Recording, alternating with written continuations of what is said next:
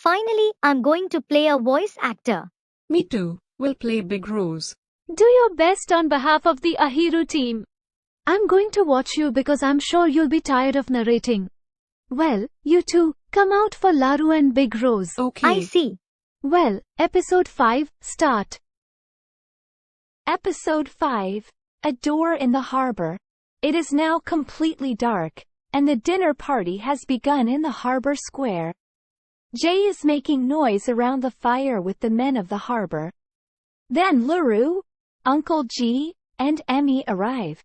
Sonya greets them. Sonya was worried because Emmy had disappeared after that camise flight. Sonya asks, What were you doing? We were working on a plan. Jay was going to be in trouble. Emmy continues, Today's flight of camise is like letting Jay know he's alive. The people in that country will come for sure. The king was so angry that he put a bounty on his head. We will make it look like Jay has fled the island. In the meantime, we're going to have Jay stay hidden where he will never be found.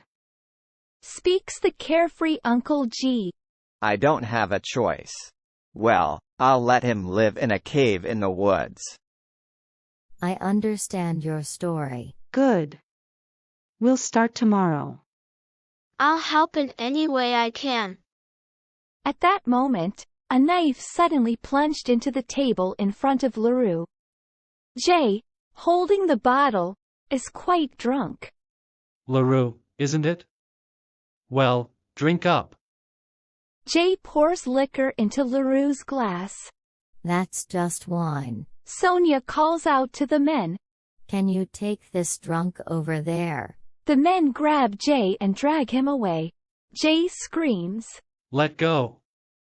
Jay is gone. Emmy pulls out a knife stuck in the table.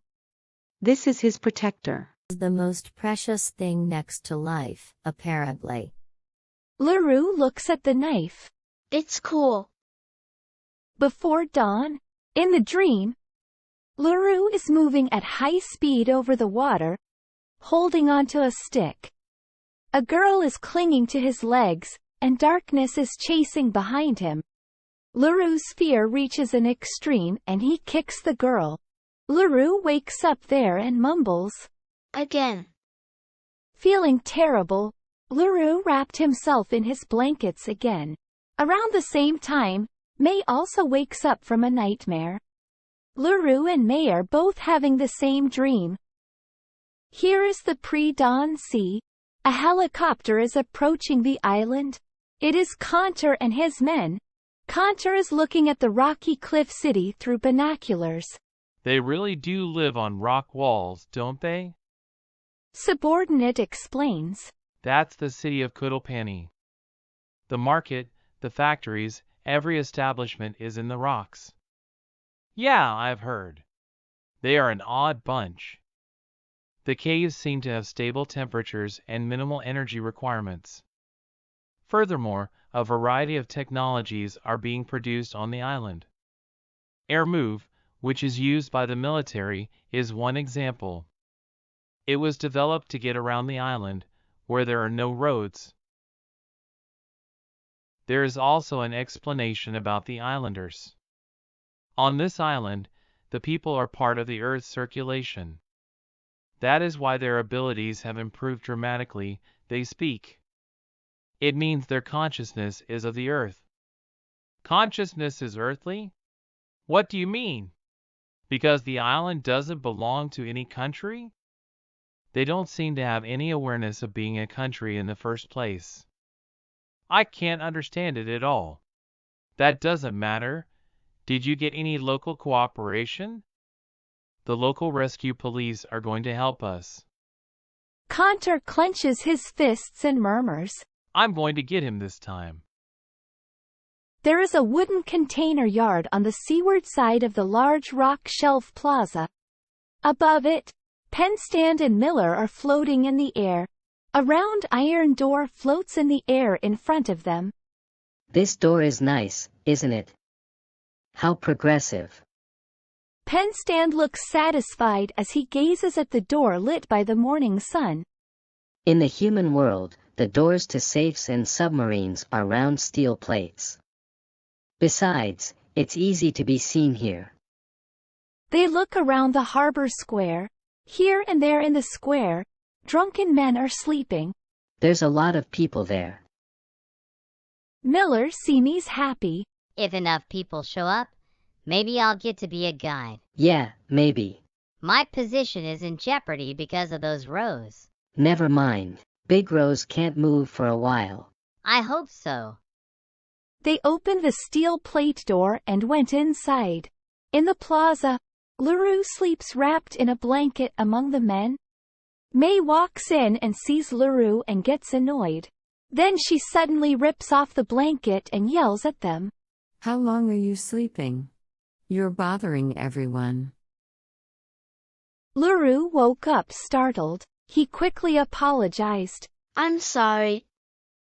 May also doesn't like that LaRue is so quick to apologize.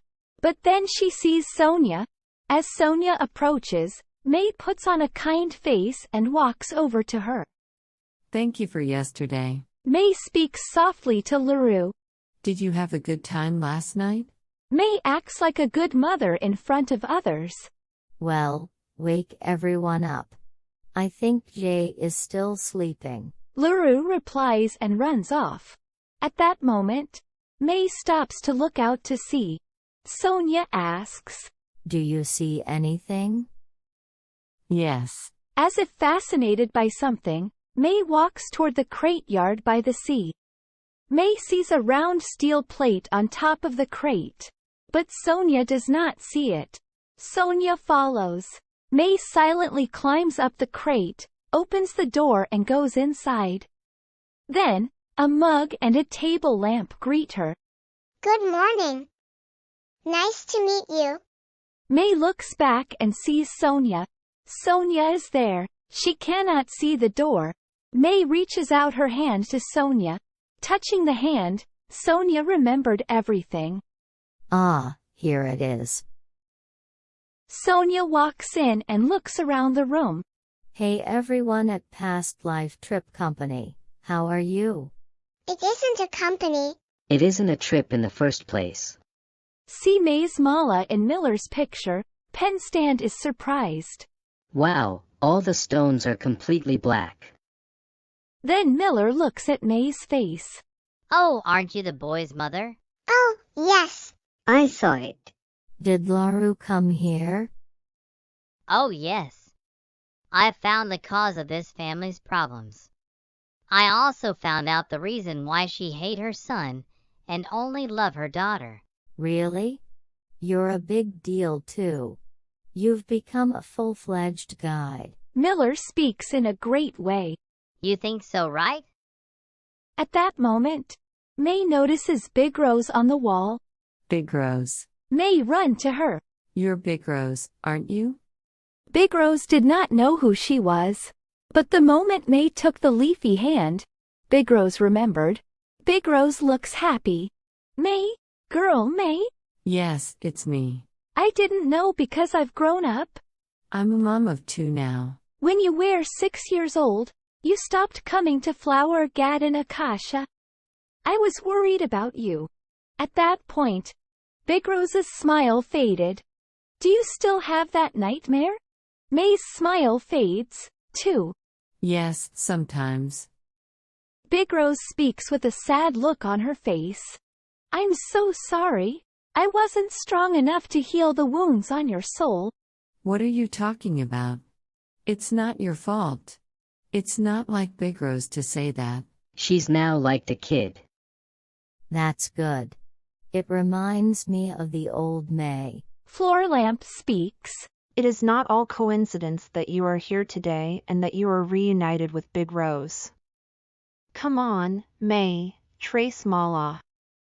When May touches the Mala stone, the scene flashes on the wall of light. Stop. This is the past life I've seen. So this is where your family's problems? I want to know what the hell happened with LaRue. Miller then stood in front of May with a great look on his face. Miller held his hand up to the wall of light. I'll explain it to you right now. But Sonya stops him.